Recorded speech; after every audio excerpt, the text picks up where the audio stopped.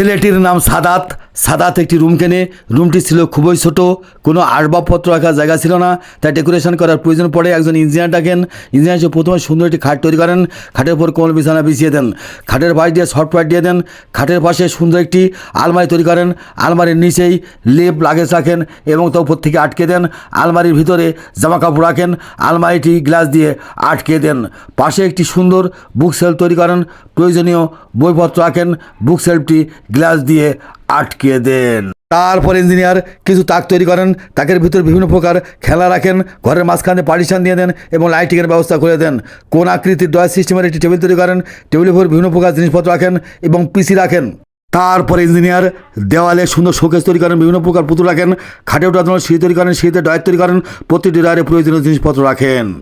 টাকা না মাকে বেশি ভালোবাসেন? যদি মাকে বেশি ভালোবাসেন কমেন্ট বক্সে লিখে দেন আই লাভ ইউ মা। দয়া করে চ্যানেলটিকে সাবস্ক্রাইব করুন।